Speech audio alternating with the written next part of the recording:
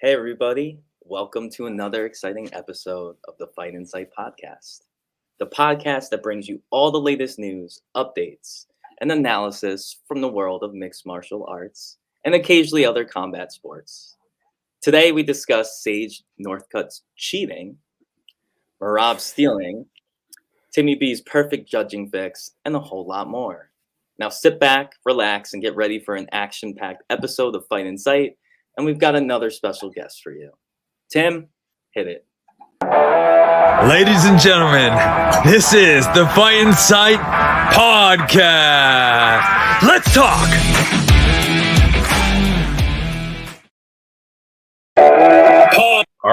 Our guest today turned pro in 2020 and has racked up an impressive record of 7-1 in that short amount of time. He's a student at the MMA lab with greats such as Benson Henderson, Sean O'Malley, and our best friend, Brian Bam Bam Barberena, formerly there. We've heard nothing about great things about this man. He's a genuine person and a family man first, but you may know him best as the guy that broke onto the UFC scene 2 weeks ago on 3 days' notice, stopped his opponent in the second round, and earned a performance of the night bonus. Everybody, he is the man that walks by faith, not by sight.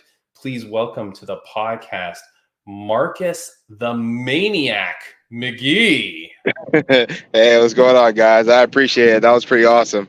Hey, how you doing? Did you recognize the voice in the intro song? I did it, man. I didn't recognize it, unfortunately. It is Mr. Brian Bam Bam Barberena himself. No way, huh? I didn't even. I figured as much, but I was like, man, I can't even tell. Yes, he is a 8-time guest of the podcast. He's one of our best friends, and Okay. I asked him for all the dirt I could on you. I said, give me the worst stuff about the Maniac. I want to know everything bad about this guy, so I'm going to drill him. Brian gave me absolutely nothing. I hope I didn't give him too much to talk about. No, he says you are the best guy. He says you are such a great guy, such a family man, such as he is. He's just so happy for you and your success. Well, yeah, I appreciate it. Bam has always been one of those guys that I looked up to a lot. When I first got to the lab, he was breaking through, and that's when he had fought Sage Northcutt, and kind of gave up that big upset. And I remember just being there for that energy and the energy of the crowd, like the team and everything, and how we felt, because we already knew who he was and what he was capable of. But then for him to burst out and show the world, it was a huge moment. So yeah, he's always been the man.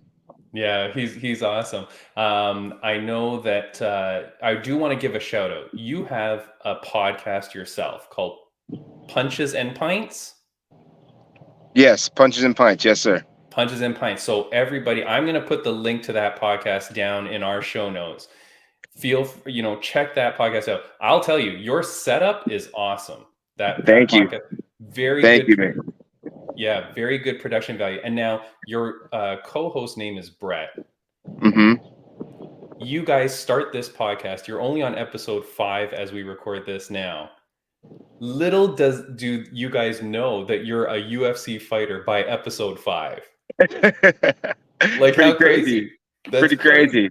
Yeah. I thought it was going to come. I didn't think it was going to come by episode 5. I was like, I probably got a little bit more time. Maybe so let me start doing a couple of things I want to do in the meantime, kind of build a base. And then little I know, here we are fighting. Yeah, it was amazing. It's funny because we had another Bellator fighter on, Jenna Bishop, who had her podcast going, and then she turned pro.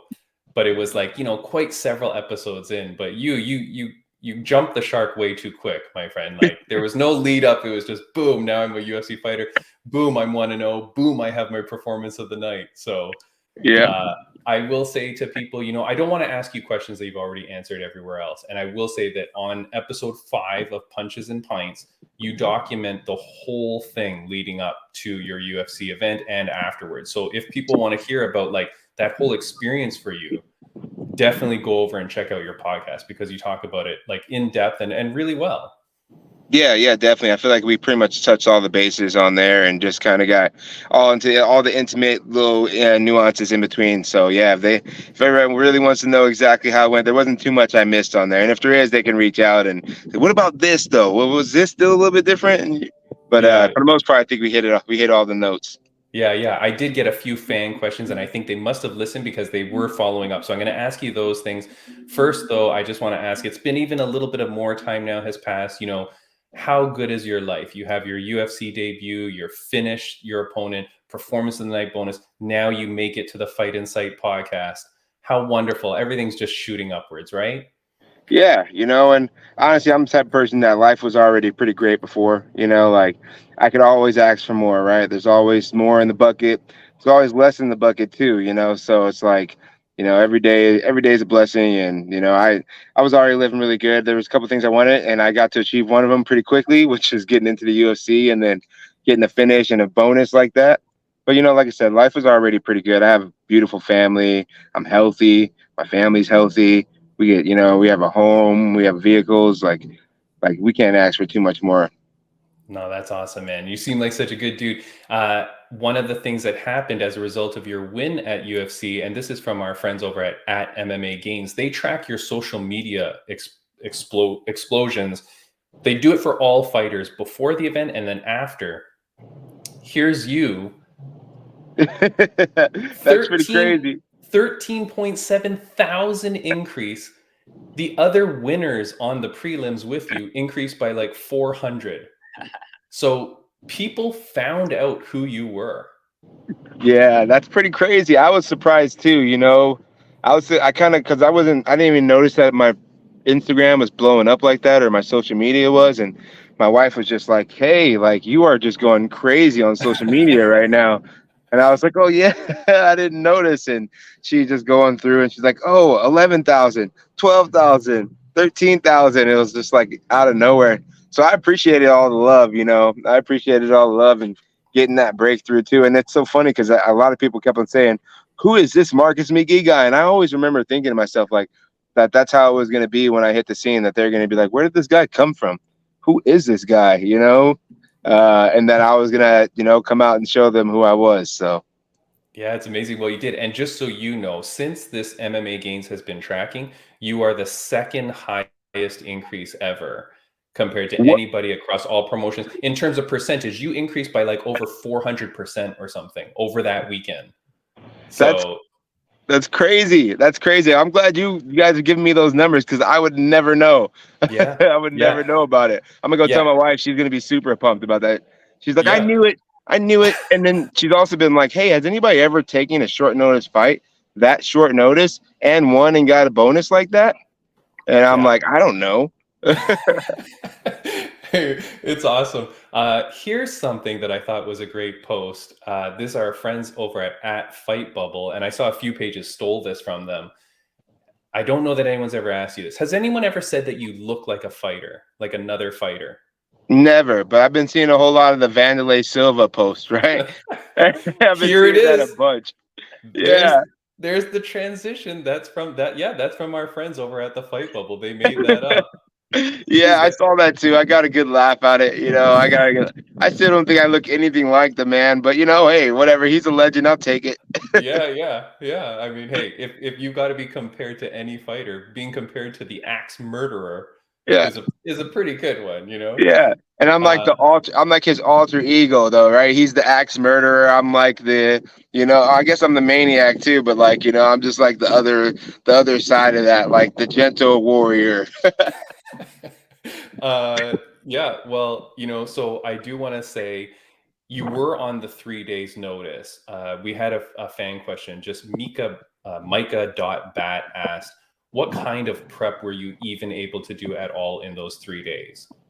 I mean, there wasn't any prep. Like, there was no prep. There was nothing I could do to get ready for the fight. Everything was already done, right? It was all the weeks and months leading up to that moment. So when we took the fight, we already knew that we were in really good shape. Like I've been really, really adamant about staying in the gym and being active and making sure my weight was taken care of as well. Because I mean, that's always the biggest thing. If you're a true martial artist and you're deep in this sport, you're training constantly. You're constantly in the gym. You're constantly putting in the work. You're constantly getting better. The fighter aspect of it is making sure that your weight is right and manageable, so that you can make weight if need to be. Right. And so, yeah, and you detail that on your podcast as well. You talked about the fact, hey, I was just ready all the time, just always constantly ready for a fight. So that's awesome. Now you get there, and then you were saying how like everything happens so fast because you get there late compared to how a normal fighter would appear on fight week. I did notice when you walked out to the cage, you were wearing flip-flops and not the official Rock branded Under Armour shoes. Why did they not give you your shoes? No, I had them back there, but I wanted to wear the flip flops. I didn't want to wear the shoes. Like last minute, I was like, you know what? I'm wearing the flip flops. That's what I want to wear. All right. And no one told me I couldn't wear them. So I don't was want to like, get you. I don't want to get you in trouble. So, but yeah, they didn't say anything about it. So I was like, okay, cool. I don't have to wear the shoes. Because I thought it was either you have to wear the slides if you're the fighter, or you have to wear the shoes. You know, I didn't think that it was you had to wear the shoes, even though they made my team wear the shoes. I didn't think about it though. I was kind of like just focused and honed in on the moment. And I was like, man, I don't want to go through the process of taking these shoes off right now. I'm not wearing my jacket out anyways. I'm just wearing my shirt out. So I was like, you know, I just kind of really wanted to get in that cage and feel that. Yeah. I was just worried that you didn't get a pair of shoes, and I was like, can someone deliver the pair of shoes to the Maniac? I just wanted to make sure you got all your perks, you know. Yeah, I got them. Yeah. Now, you sign. So the thing is, you signed the contract. It's a 4-fight contract, right? I heard Yes. that. Yep. DC, 4-fight contract. DC during the broadcast, he makes mention while you're fighting, and I mean, you were doing very well the whole fight, but DC made a point to mention to say, no matter what happens with the Maniac, they're going to give him another fight because of the short notice aspect and whatever. I don't think that's really true though, right? You weren't guaranteed a second fight. Like if you went out there and bombed it, they wouldn't have given you. They would just cut you right away, right? No, they probably would have still gave me one, because just being ballsy enough to step up and be that type of company man, they would have gave me another one. You know, I'm almost positive they would have gave me another one. Plus, I'm exciting. I think I'm an exciting fighter, and I think that leads to it too. Like, not to say that other people aren't, but like, man, I really get in there and get after it. You know, and I think that kind of separates me from other fighters. I don't really care to win the fight. I care to fight. You know, like I want to win. Don't get me wrong, but I want to do things I want to do in there, and I want to turn it into a fight, and I want excitement. I want action. So I think that would have got me the play too, because they're going to get action. Even if he somehow came back and did something crazy to me, you know, the first few rounds, they'd be like, man, he was getting after him though. Right. No, it's amazing. It was so impressive. Such a crazy story. Now, like I said, you get the performance of the night bonus. So, I mean, the fact that you come in on short notice, like you said, I don't know that anyone's done that. I don't know that anyone's ever come in on 3 days short notice, takes the fight, wins it, you know, gets the finish and gets the performance of the night. Has Dana talked to you since? No, not Dana. I've talked to my manager though. I'm gonna go see him really soon here, Jason House, and go see some of the guys in the UFC in Vegas next week. But no one's really came out and talked to me, and that's fine with me, you know, because like I understand, like that was my first fight in the UFC. Like I'm a company man. I understand. I got work to do, you know, and it's great to have popped out on the scene like I did, and to have manifested this moment. But I know that like there's so much more, you know, there's so much more to do and so much more in the tank, and I'm excited to do it too. So, you know, like I'm gonna save those conversations for after you know, the eyes will turn, and it's gonna be there when it's time, you know, and all the conversations will come to fruition as they should. But you know, I'm all good with working first and getting the payout later, you know. Yeah. No, that's fine. I mean, I'm so happy for you. We had a fan question, Brandon F2837. He asked, any advice for upcoming fighters? Yeah, I would say find a coach that you trust. Find a coach that you trust, that has your best interest, and that knows what he's doing. That's my first thing. And then train until you can't train anymore. You know, especially the start. Like, there's so much to do. There's so much growth there, right? And it's like the fights are gonna happen eventually. When it's time, you'll be ready for it. But you have to build that skill set and make sure that you're prepared for those moments. So I think find a coach and a gym that you can trust, and then train your butt off. That's the main things I would say. Everything else will fall in line. Nice. And I will say, I didn't know who you were when you came out, of course. I think maybe I did, actually, now that I'm saying that. I think Bam Bam told me, oh, watch out for this guy.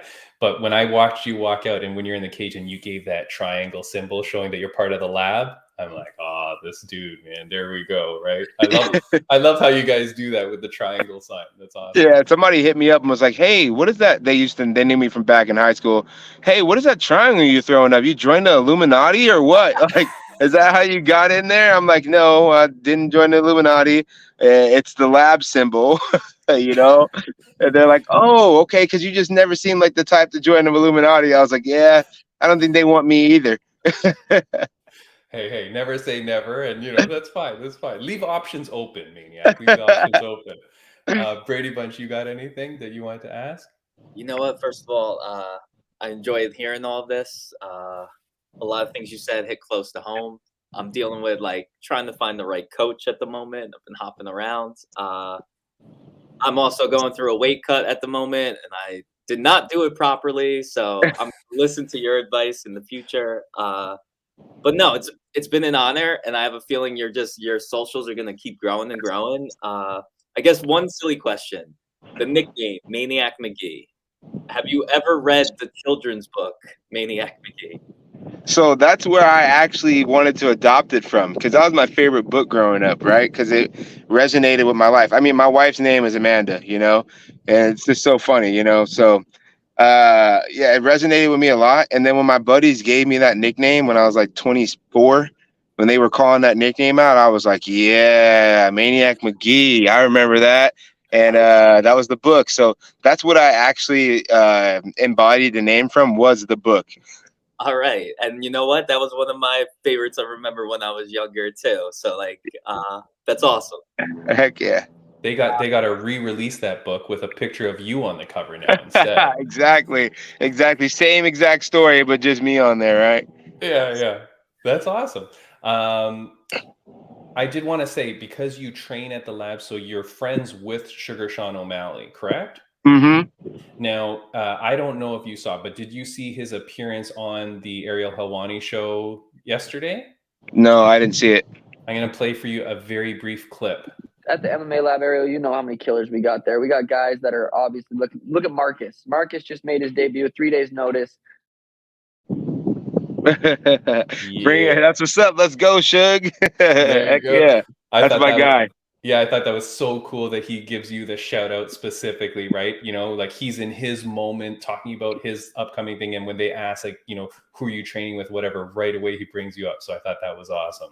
Yeah, that's dope. And yeah, I've done a lot of, I've been training with Shug for years too, and I never thought about it. He's, again, like, he's my teammate and he's a good guy, and I'm going to give work to all my guys, and, I always appreciated him as well, because he's always a good guy, and doing what he was doing. It's always cool to see people doing great things. So like, it's awesome to see him calling my name out too, especially like, I know they told me for years, like, bro, you're going to be there. You just come, just keep coming, just keep being at the gym, keep training, quit your job.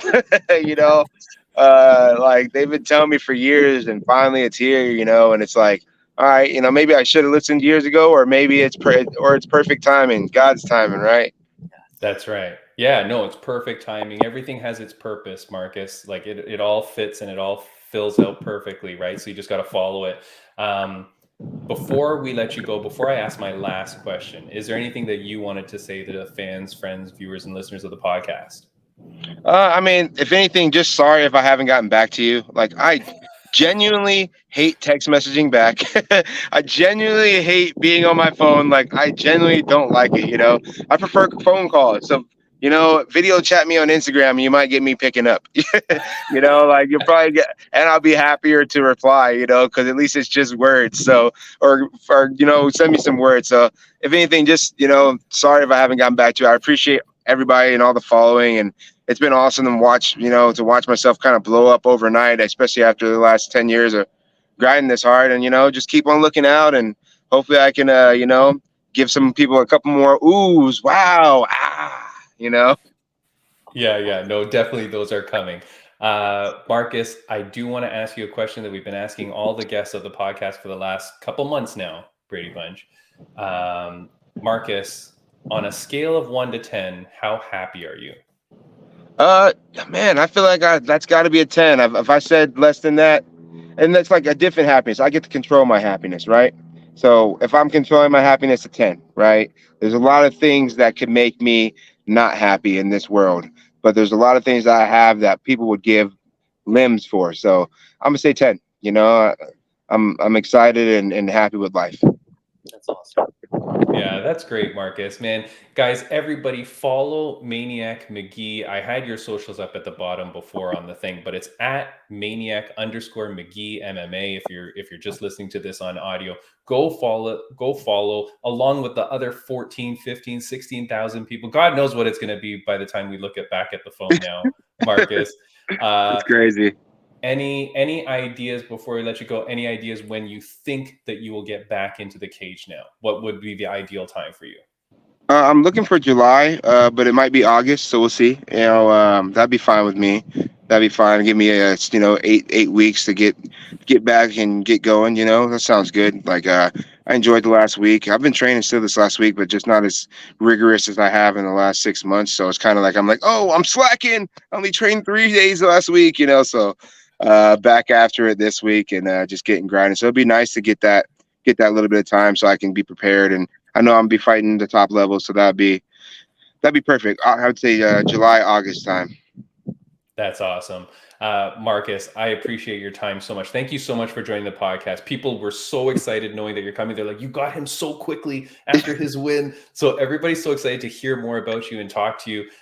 Thank you so much for joining the podcast. Can't wait to see great things. And hopefully one day you can come back on the podcast. Absolutely. I'd love that. I love that. Let's go do it. Let's do it again for sure. Hey, and good luck on your fight too and your weight cut. I know that's 2 fights, right? 2 fights, the weight cut and the fight. So nothing but wishing you the best. So go out there and kill it. You'll be fine. I truly appreciate it. Definitely. You gained a fan for life. Heck yeah, likewise. Thank you guys so much. I appreciate it. Take care. Have a good one. Take care, Marcus. Bye-bye. Oh, what a good guy. Holy cow. Yeah. I mean, like I said, I was asking Bam Bam. I said, I want to know all the dirt on this guy. What's the worst thing about this guy? Did he cheat on his taxes? Did he steal a drink from a grocery store? Anything. Like give me anything, you know? But Bam Bam said nothing. He's just the greatest dude. You know, he's got, I believe it's 4 children. His wife, he just seems like a good guy. He used to be a skateboarder, I think, or something. I think he was a skateboarder. Yeah.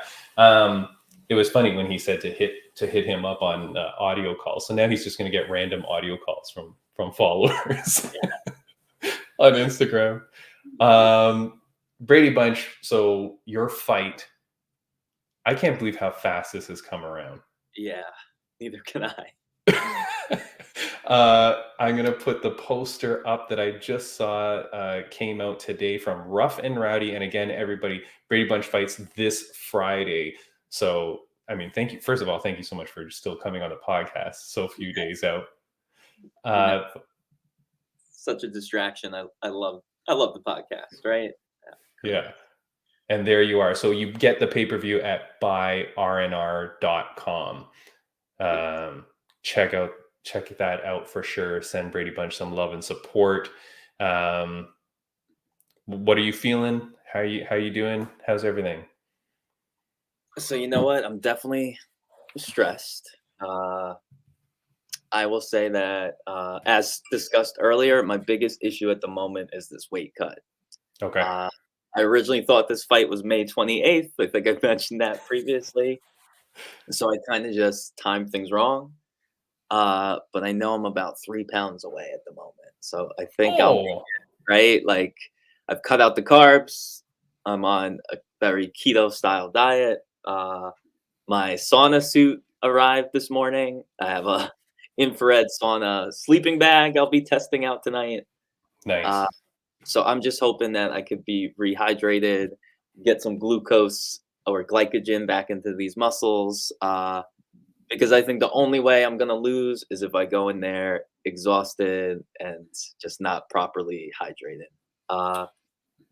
But you know what? I feel ready. I'm definitely nervous. As y'all know, a fight all it takes is one punch. But I'm also really excited to be headed to West Virginia. I'm getting nothing but some hate, but a lot of love from people down there. So like, I do think this is going to be a cool thing. Respect to Brittany, my opponent. I am going to try to take her head off because I get that knockout bonus.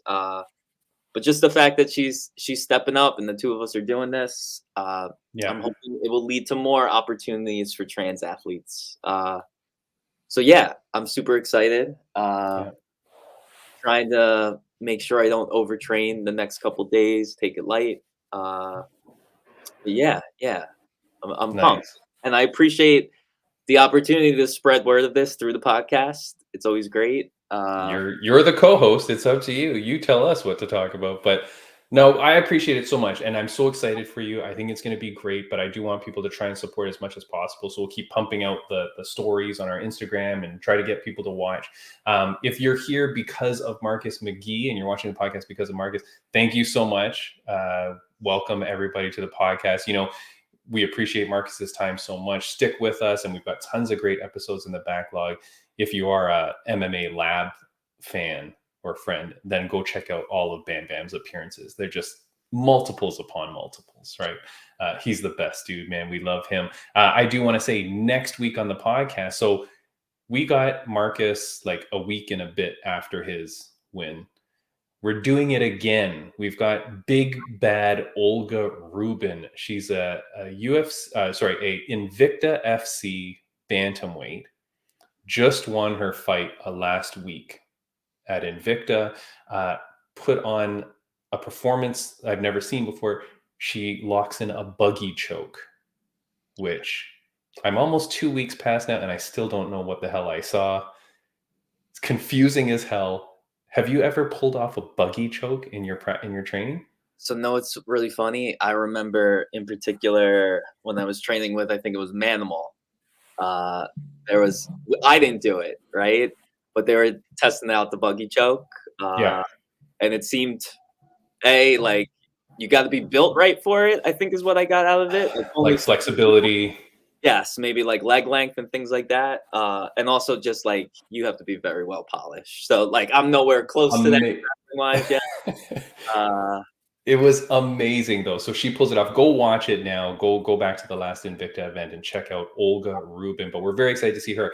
And if you're a fan of the podcast and a regular listener, that is the fighter that Purple Supernova, Kate Batchick, the Queen of the South, when we said, who should we get on the podcast? She said, go get Olga Rubin. She's my twin. So and then she was flying out to Israel to go train with her right then and there. So that's who we're having on the podcast next week. So we're very excited. That's awesome. Friend of the podcast update, of course, rageworksnetwork.com. We're on there. And so we want to thank them for always being a part of their podcast network. Yesterday, I recorded another podcast. I was a guest on something called the Token Podcast. Nice. That was a great podcast. It's very it's just all different topics. So they just had me on to talk about random stuff. It's pretty cool. But shout out to the guys at Token Podcast. And then this weekend fighting, we've got Ji-yeon Kim, friend of the podcast, South Korean fighter that we love. She is fighting this weekend. And wink, wink, future friend of the podcast, Matt Brown is fighting. So potentially a little spoiler there, but I do hope Matt Brown is coming on the podcast. I think he is, but he's got this fight this weekend. So let's let him get through that and kick some ass. But those are the two friends of the podcast I think that I have to shout out. What do you want to talk about? We have so much to talk about, but do we want to... A real quick thing. If we get Matt Brown, I would love to talk to him about is it Mark Coleman that he's been training with. Yeah. See the transformation. Just a random thought if we could bring that up, because I'm sure you have inside knowledge. Yeah, for sure. This weekend, last podcast, we talked about how amazing BKFC was and how they won the weekend. Yes. This last weekend with UFC 288, it was a good pay-per-view, but I would say potentially ONE FC won the weekend. Interesting. Did you watch the ONE FC card on Friday? I did not. I literally was able to watch some of it, I guess, because my coach had it on while training after. But really, no. I've seen some highlights. I heard all my gym mates talking about it, which shows how much they loved it. I would say I was taking notes at the beginning, and it was pretty bad. The commentators, they need to mix up their commentators. They've got Rich Franklin, who respectfully, not the greatest. They've got Mitch Chilson, who's a former guest of the podcast. He's great. He's the standard. But they used to have that guy, Michael Chavello, who's the, I want to say, Australian guy. Yeah. And he was awesome. He's the guy that says, the big kibosh, 1-2 kangaroo, that guy, right? Good night, Irene, that guy. He's gone. I don't know what the hell happened, but he's gone. People are sending him messages on Twitter saying, where the hell are you? And he's just like, I don't know. I think they must have just let him go or something. But so the commentary is kind of bad. The production value, even the lighting and stuff seems kind of bad. And so I was like, it's not great, you know? My wife comes down, of course, while they have a grappling match on. Yeah. And so she sees two dudes with shirts on in the cage, and she's like, why didn't they take their shirts off? And then she realizes it's like grappling, and she's like, can you turn this off? This looks terrible. Like, what are you doing? Right? So I'm kind of embarrassed. But then this fight happens, which was the killer of the night.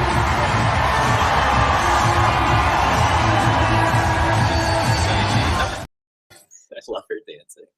That is Stamp Fairtex comes out. I just showed a little quick video of her dancing. You know, she does her dance, which is perfectly choreography to like whatever K-pop song it is. And then she comes out, she fights Elise Anderson, who's former guest of the podcast as well. Elise takes it to her. Like, holy moly, good fight. It was crazy the first round. Maybe Elise Anderson is actually winning the fight. And then in the second round, Stamp starts getting her timing. At one point, you would have loved it. Right in the middle of the fight, she just starts pointing at her elbow and going, it's coming, it's coming. And it was cool. It was kind of badass. And then they're in a clinch, and she pushes Elise away and then rips a body kick to the stomach and just crumples her. Like, it was such a crazy event. Like, the whole fight, just beautiful. Does ONE FC allow replays? Because I do have the Amazon app. Like, I think it is. Yeah. I think it is. I think you can watch the fight back on Amazon. Right.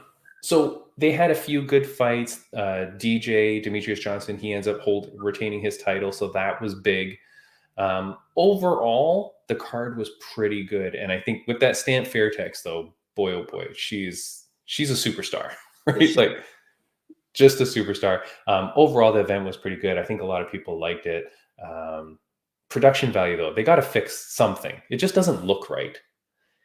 And they were in America, still no ring girls. What the? I don't understand. Why can they not bring back the ring girls? What is their problem here? No. It's such a weird miss. And then I mentioned it on Twitter, and then some people were like, oh, I didn't even realize. And then the minute I say it, people are like, yeah, what the fuck? Where's the ring? Like, you kind of don't realize you miss it until you're missing it. But I'm going to bring up one thing which I thought was so weird, and this was Sage Northcutt. Yeah, I'm interested about this. Returns after 3 or 4 years. I hope this part doesn't get cut out. Okay, when I put this on the screen, like I hope we don't get not banned, but like if it lets me show this. Okay, so I'm calling this Super Sage Super Sketchy. I'm gonna play. The fight is only 30 seconds, but I'm gonna play generally the last 2 bits of the fight. Okay, so here we go.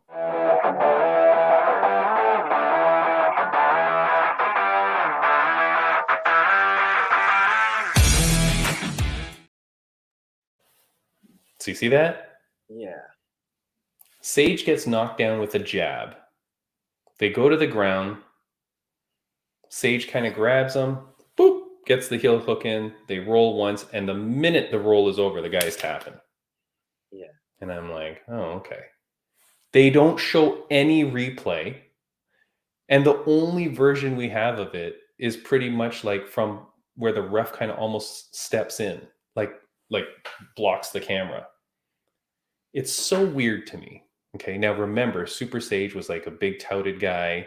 Yeah. He goes over to ONE FC, loses, and now hasn't fought in like 3 years or whatever it is. Comes out and wins 30 seconds with a heel hook. Right? Like, and I'm like, okay. So then I think, was the punch fake that like knocked him down? Because to me, when it happened in real time, it's like, I don't even think the punch landed. Well, for those that think that, I slowed it down. He hit him. Yeah. So you can see there, the punch kind of does hit him. He shows. Now, mind you, it's a jab, and he falls down. So that's not good news. You know what I mean? But here's the part that I don't like about the ankle, about the heel hook. And I've circled something here. Sage does something weird with his hand before, as he's grabbing, he does something weird with his left hand before he then goes into the roll. Watch this part here.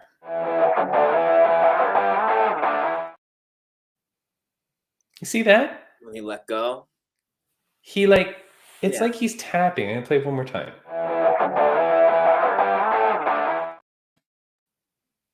And then after he does it, I should have let this run a little bit longer. I apologize. After he taps it like that or whatever the hell he's doing, then he goes into the roll. I just don't want to play too much because I don't want to get this cut off YouTube.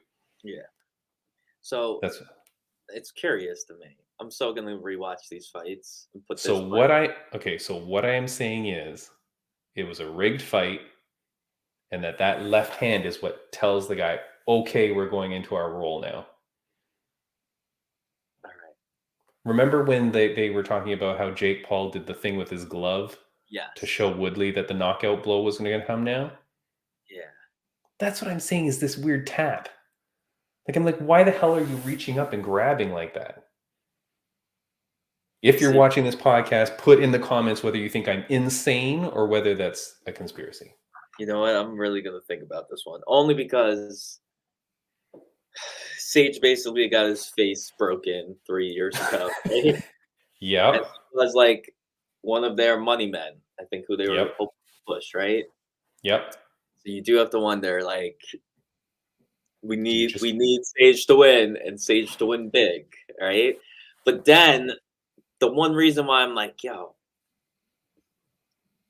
it happened too fast. I don't know. But that's the problem. Wait, what's too fast? The fact that he finishes in 30 seconds, or when the guy taps like within nothing? Because both of those things to me is how it's rigged. Later on in the night, there's a big BJJ match, right? Yeah. Which, if you care about it or not, but there's a big BJJ match, and the champ guy, Mikey Mushemi, or whatever his name is.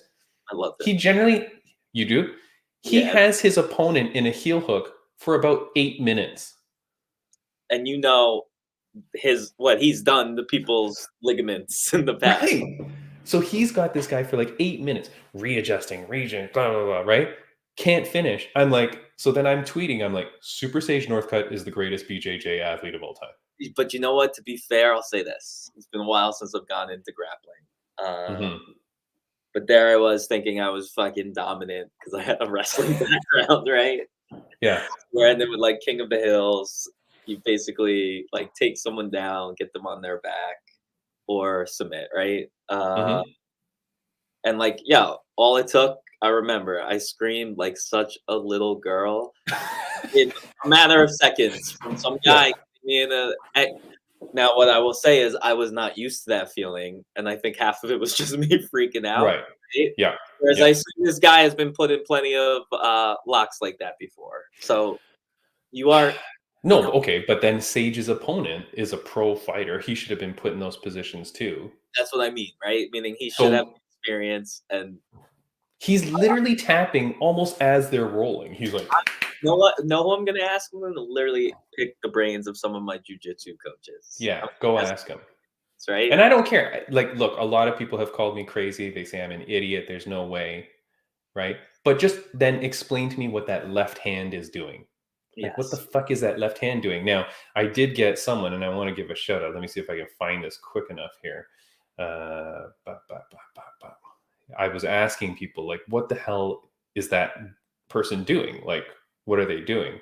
And the person said something like, Sage is such a nice guy that he's just reaching up to pat him to say good job. And I'm like, no, I don't think that's what he's doing. Look, it was just, I mean, I just don't know what Sage is doing. Now,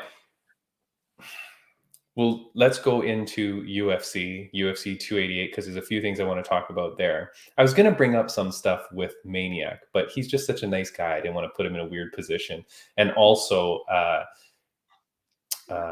Sugar Sean addressed some of the things in his interview yesterday with Ariel Helwani. So I'm like, okay, he's not too mad at the issue. So I was kind of leaving alone. But before we get to that drama, there was a issue here that I just posted on our Instagram. Do you remember when we were talking about Ngannou? No, John Jones and Cyril Gane. Yes. And I said, look, if anybody wants John Jones to win, it's UFC, and they will do anything they can to make sure this dude gets a win. Were you my co-host in that day? And I said, like, they'll make his taxi late, they'll turn the lights off in his room, they'll do whatever. I think it was you, right? You were the co-host on that day. Well, freaking hell, look at what happens to Aljamain Sterling. What about the weight cut? You Well, the hotel, the air conditioning in the workout room, they fucked that up really bad, man. Our room was constantly fluctuating between hot and cold. It took me an hour and a half longer to cut the weight than it normally does. Yeah. So you know what? that never happens. Yeah. So I'll be honest. I think it's very clear the UFC does not want him holding on to that belt very long. So part of me does have to wonder. I'm sure they booked the hotels.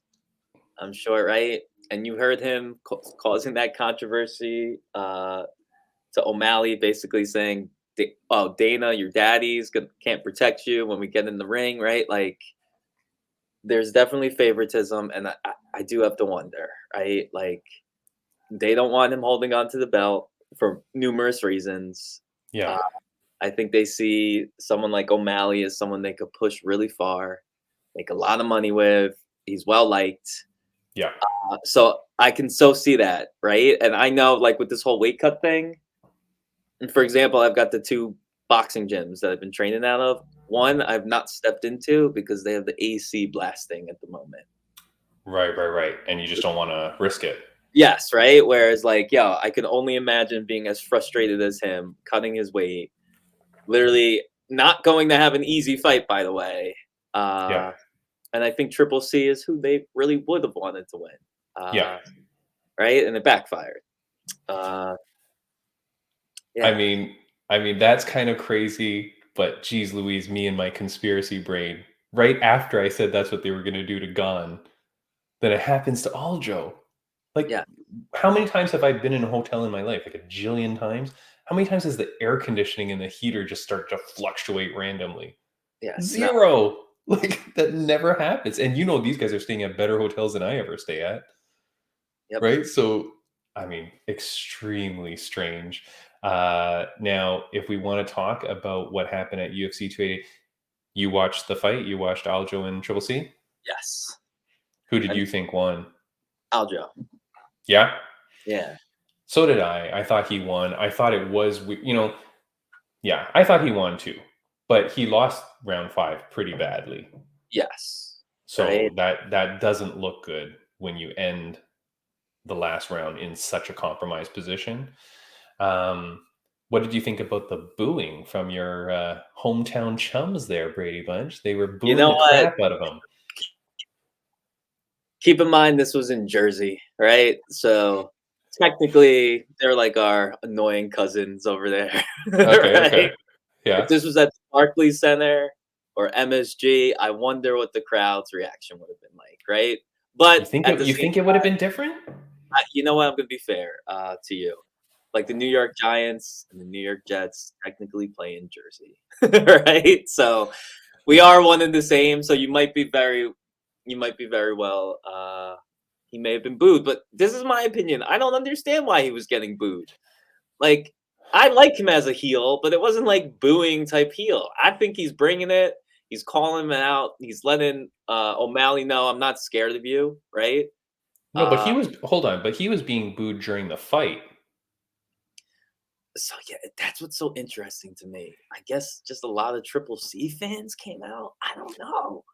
It is confusing because people were confused. I will say that the one thing that bothered me, and I tried to find clips of it or even pictures, but I can't. So I got to wait until the pay-per-view is on UFC Fight Pass. By then I won't care anymore anyways. But he kept doing that thing where when he was on the ground and he would go down on all fours and then wag his head. Yeah, it's like peeking. So he's like in child's pose. And then Triple C backs away, and he still stays there in child's pose with his head down, and he's like wagging it. And that's where it's like, yo. I think that's when the crowd started to boo because they're like, "What the fuck are you doing?" It was Right? a little odd, right? But here, I mean, it makes me wonder if he tries something like that in a match in the future. Like, I feel like someone's gonna have a quick answer when he's down there, right? Yeah, why? Yeah. Because I think in the moment you're probably like, "What the fuck is he doing?" Like, it's the weirdest thing. Yes. It's like Benson Henderson, who trains at the MMA lab. He'll jab your thigh in the middle of a fight, and I always think like, I bet you the person's just like, "What the hell was that?" Like, Yes. it's But just a weird thing. But you're right. I think like a future opponent should be like, okay, if he ever does that, I'm just gonna reach down and friggin' smash him because he can't block anything. Yes. Right? So strange. Really strange. I think that's why he was getting booed. Rightfully or wrongfully. And it's like, you know what? Like if they want to boo him, they can boo him. But he was being a good guy. Like I like him. God damn it, Aljo. I want Aljo on this podcast because he seems like such a cool dude and such a nice guy. Yes. Here's my thing, and we'll transition this now into what I'm calling, you know what Red Panty Night is, right? The Conor McGregor Red Panty Night. Yo, I'm so dumb. No. Like that. No, well, that was the reference when he said, like, fighting me is a red panty night. All right, we just lost a lot of viewers right there where you said you didn't know that reference. That's pretty cool. You should know that. No. Red Panty Night is Conor McGregor, and he was like, it's Red Panty Night when you fight me because it just means like you're going to get the money, whatever. Well, I'm calling this Red Jacket Night because with the Sean O'Malley thing with the jacket, did you follow this? Did you see what happened? Hysterical. Yeah, funny as hell. So what happens if people don't know? Sean O'Malley goes into the cage, takes his Thriller jacket off, and hands it to what he later says he thought was a coat boy. But it's actually Merab. And then Merab puts the jacket on. He jumps the cage and starts cheering with the crowd and all that while Aljo and Sean are fighting, or while they're like jabbing at each other. And then when he comes back, then there's a scuffle and a whatever. But so again, there's Merab. And then here he is, just circling there. Like, that's the red jacket. Like, that's what we're focused on here. So first question, and this was what I was going to ask Maniac, but Sean O'Malley himself kind of jokes it off and goes, yeah, I thought he was the coat boy. It's fine. I don't know. The jacket smells weird now. I might just give it to him. First question to you. Did you like Merab doing that? Do you find that funny? I think it's hysterical. Yeah. I think it was playful.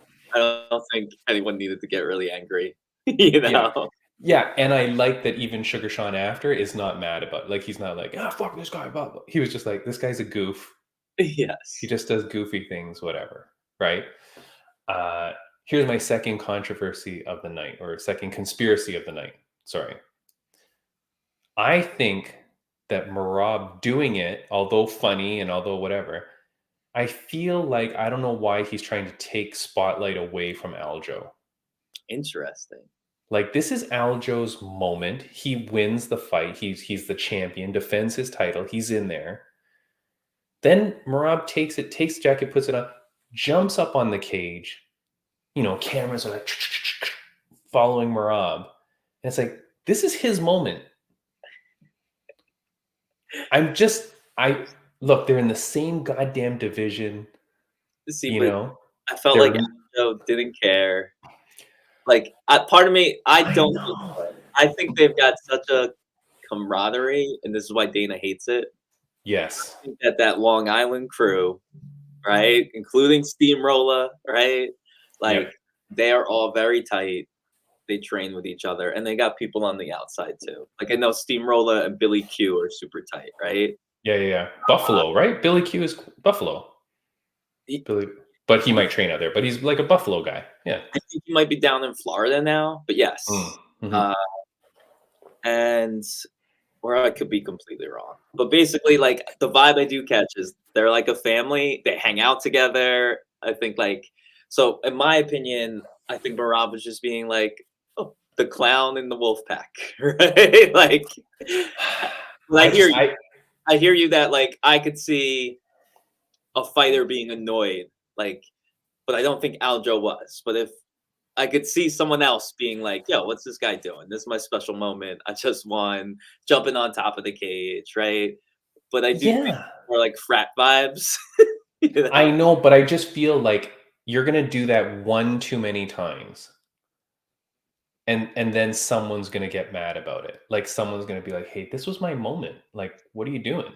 But keep in mind, Aljo keeps saying he's gonna drop the belt, right? Which is ridiculous. Which is ridiculous. Great, right? You're gonna give up your title, your pay-per-view points. This was the first time ever, was it ever or whatever the stat is, where he's headlined a where the bantamweight title is the main event of a pay-per-view. It's normally co-main or whatever, right? This is huge.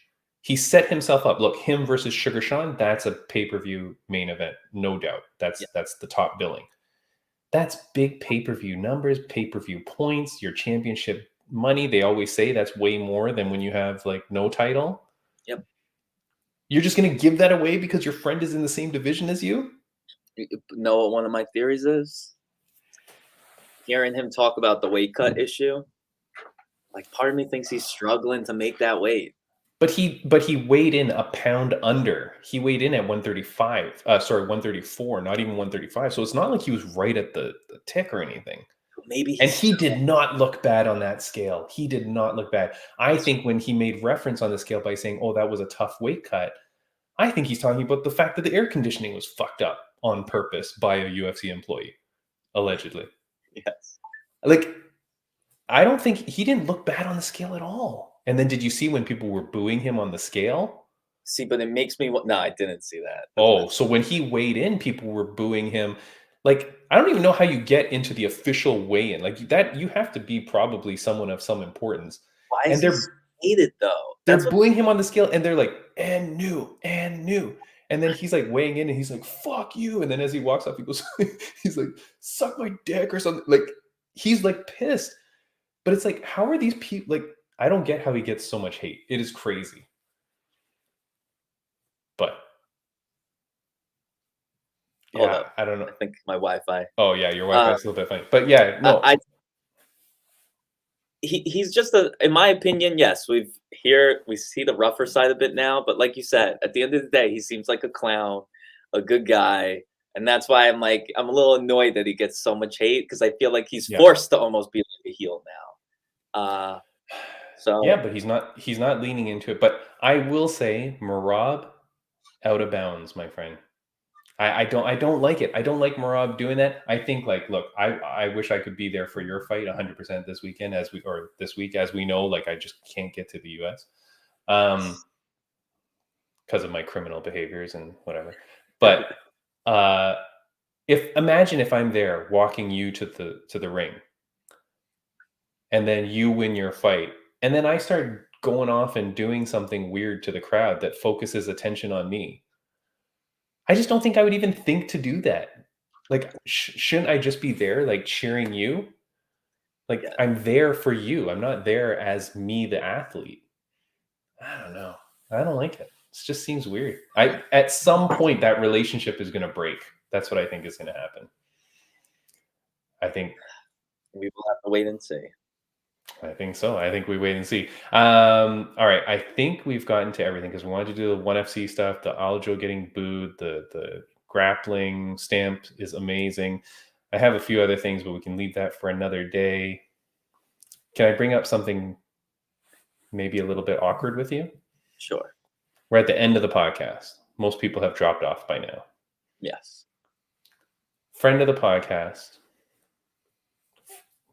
former guest, Gita Marie. Yeah.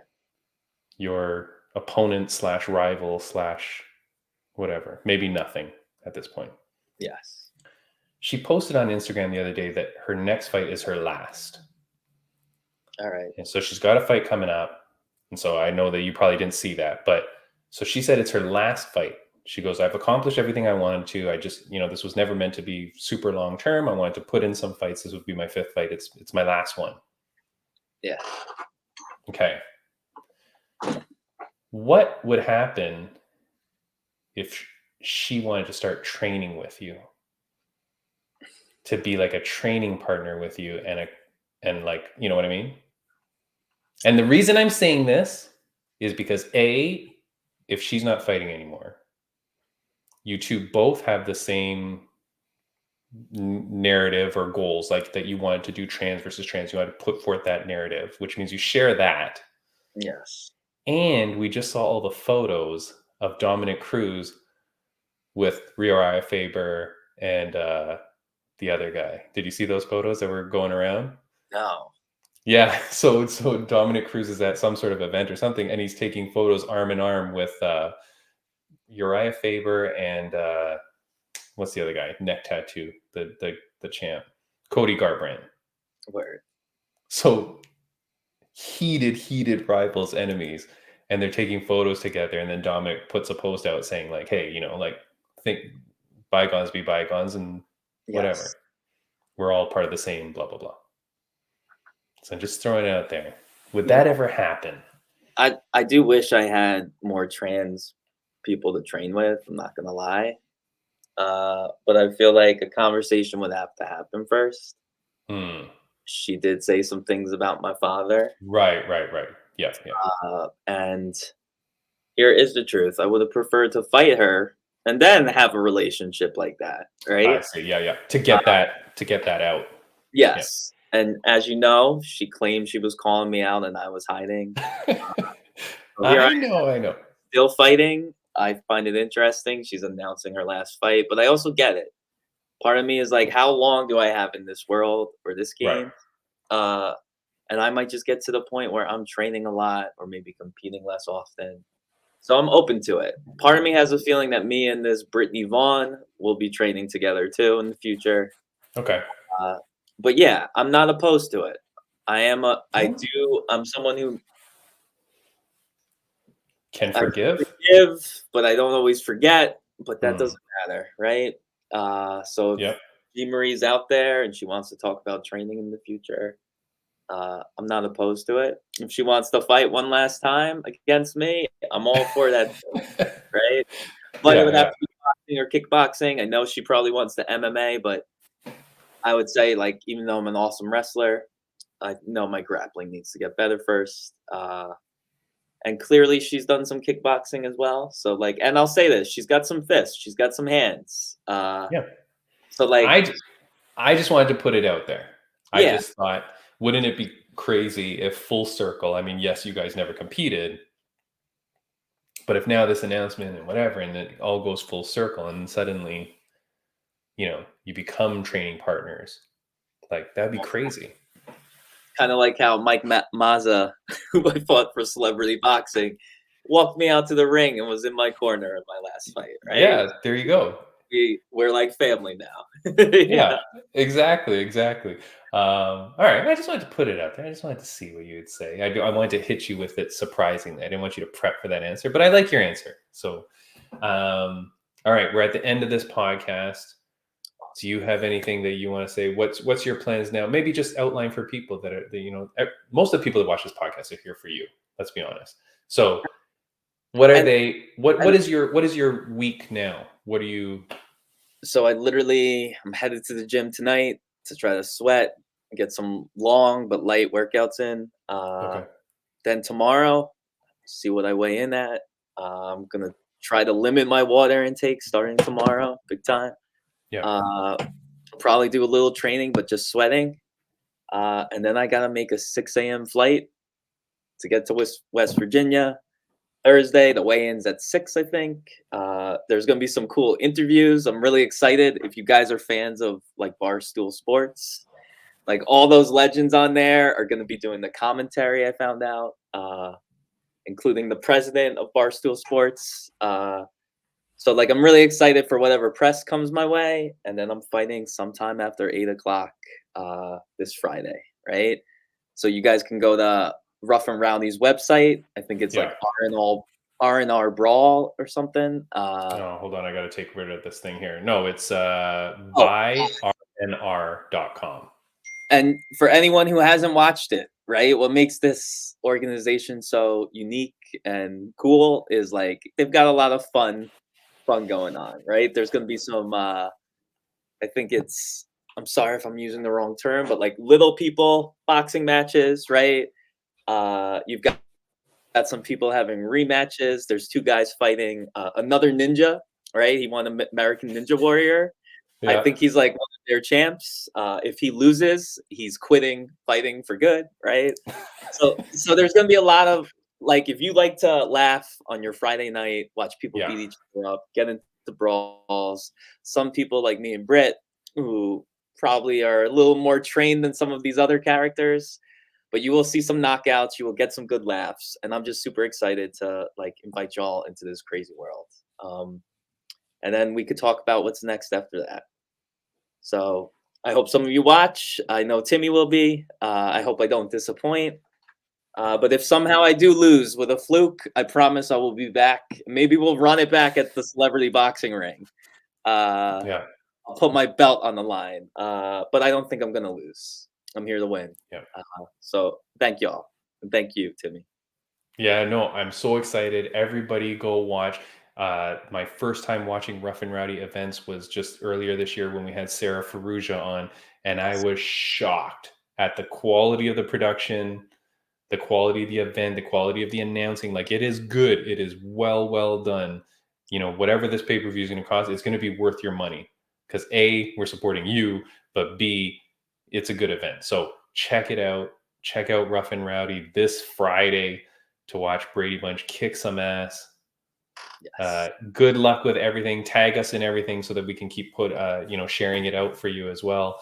But yeah, I'm so excited for you. I know you've been working so hard. You've been kicking ass. You've been training hard. I know all the struggles and the difficulty with everything that you go through, but to get to this point is very, very cool. And there's nothing but good stuff ahead of you for sure. Yes. I can't wait. You know what, Timmy? I'm gonna have to run to the restroom. Okay. So all right. Take care. Have a good one, everybody. I'm going to put up some videos here that you can see on the screen. Take care. Brady Bunch, kick ass. Talk to you later. Give me some messages. Let me know how things are going. Good luck. Safe travels. Without a doubt. I'll hit you up in a See ya. Bye.